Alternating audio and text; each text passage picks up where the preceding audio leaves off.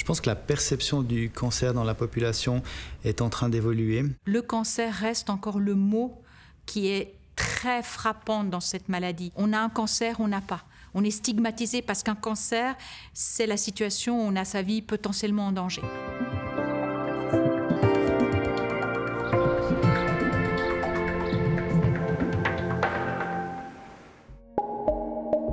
Le corps humain est composé de plus de 30 000 milliards de cellules et autant de risques de développer un cancer.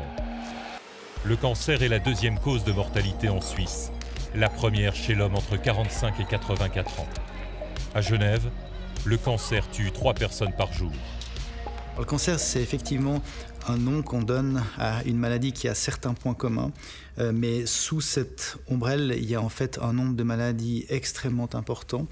C'est une maladie qui souvent touche les gènes, qui ont des mutations. Le mécanisme, c'est vraiment celui de l'instabilité de la cellule cancéreuse qui va créer énormément d'altérations. C'est rarement la tumeur primaire qui dicte le pronostic du patient, c'est malheureusement souvent les métastases. Donc c'est cette capacité de la tumeur primaire à créer des lésions secondaires, donc les cellules migrent et sont capables de proliférer dans d'autres organes.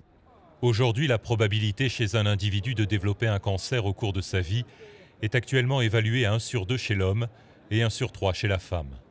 L'allongement de la durée de vie, nos modes de vie aussi, place le cancer comme un enjeu de société majeur.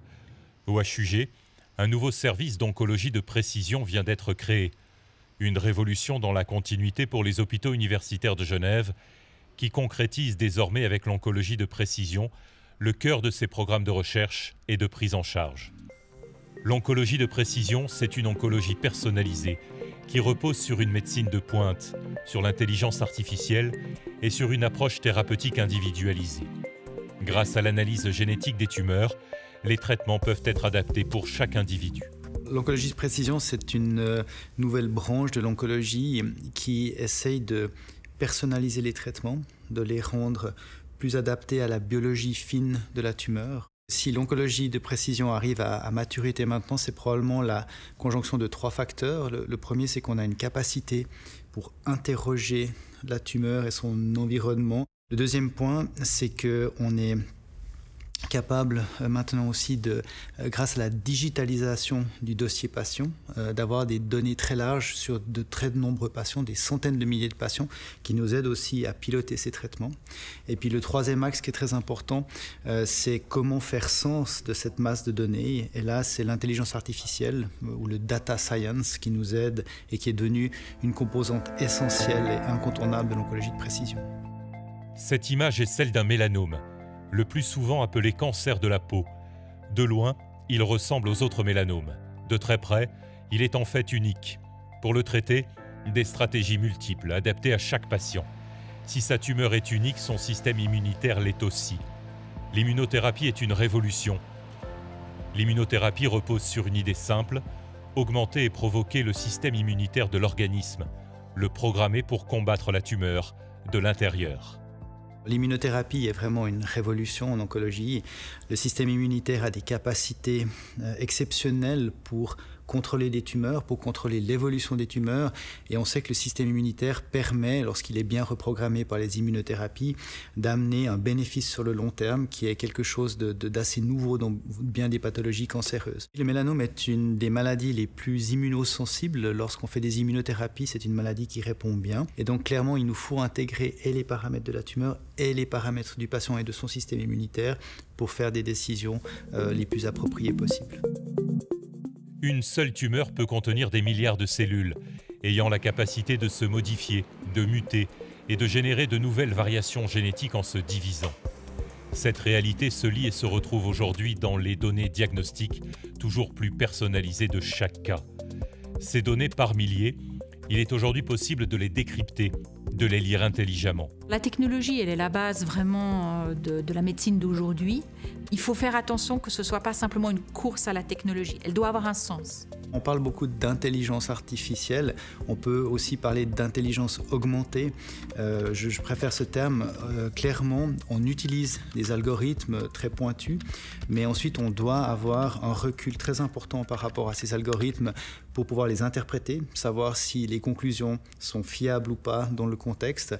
Et c'est qu'en fonction de cette interprétation qu'on se permettra de faire une proposition thérapeutique. Le médecin reste au centre de l'équation avec son patient et c'est une décision commune entre le patient et le médecin d'aller vers un traitement. C'est clairement pas l'intelligence artificielle qui nous guide uniquement vers une voie ou une autre.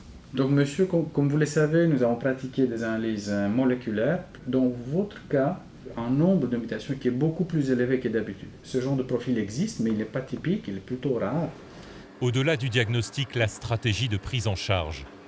Ici, dans cette salle des HUG spécialement équipée, la situation de chaque patient est étudiée au sein de ce Tumor Board, un colloque multidisciplinaire qui permet de définir au mieux les traitements les plus adaptés, les plus ciblés.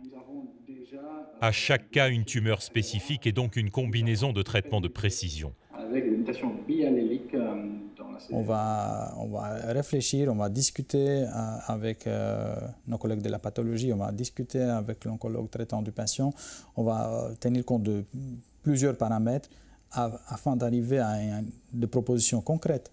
Il faut mettre en commun les approches extrêmement différentes. C'est vraiment des tumor boards moléculaires, mais aussi multidisciplinaires. Il faut des compétences de biologie, de sciences de la donnée, d'oncologie, de toutes sortes de différents domaines pour arriver à une conclusion, à une proposition thérapeutique qui soit utile pour le patient.